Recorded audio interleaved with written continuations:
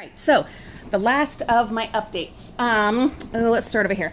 So the pens, it's actually a little bit hard to recycle this kind of plastic, and I don't think it is allowed in my residential recycling bin, but there is a company called TerraCycle that you can send them to be recycled. I'm not going to send off just 3 of them, but so what I'm thinking is maybe I will gather up all of the pens and other plastics like this and mail them all off at once. That is quite an expenditure on my part, and so I'm still definitely thinking about other options. But of course, in order to practice what I preach, I mean, it's an investment in my future and in my kids' future.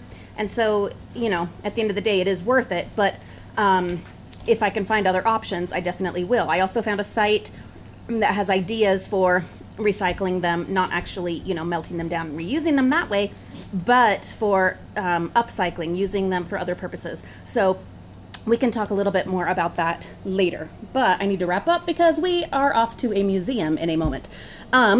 So the books, these are the electricity books and math for the trades. And this core curriculum, there were 2 of these, but only one that was still wrapped in plastic and includes the user access card. The other one that doesn't have the card really is just not even worth selling. It retails for about $4 and like free shipping, so you make no money. So the other one will be donated or recycled.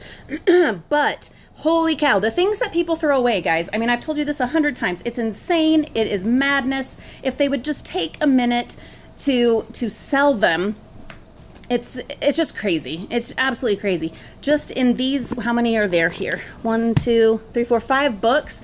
There's about $250 in resale value.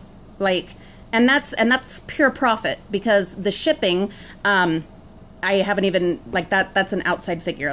So just the profit alone, we're talking about $250 in these books. It is insane. So these are definitely a top priority to get these listed, which I will get going on tonight. I actually just got an offer for 500 free listings, so I really need to get going on that. I also need to vacuum this rug again. Ugh. Anywho, all right, one last update. The Jedi Sword, Hasbro 1999, that we discovered works beautifully. Has a light in there and everything, but shows up much better at night. Even though it is in really good working condition and all of that, it's not worth a whole heck of a lot resale, 20 bucks at most, and that includes free shipping. So what I have decided is I'm going to put it in the prize bin.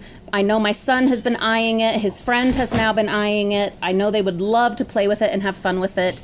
And, we don't keep everything that we find, but sometimes it's fun to keep some really awesome stuff, especially if it doesn't have any major retail value. It brings my kids enjoyment and makes them excited about this process and these things that I do. So definitely going to add that to the prize bin. It'll be an expensive one that he'll have to earn with his prize money.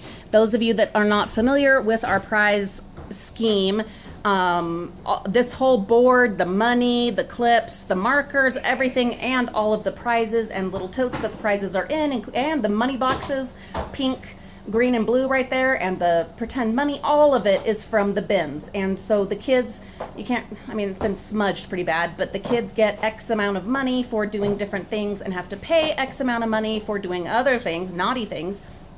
And then we have a store on Tuesday and Friday, and they get to purchase things or rent things from the prize bins. Anyway, it's been a really fun program. We've really enjoyed it, and it's been pretty successful, I think, in keeping all of us from going crazy. So I will add this Jedi lightsaber to our prize bin, but it will be pretty expensive, which I am hoping will be a good incentive for my son to behave himself. All right, I think that is definitely all of the updates. Hello, feet. For right now.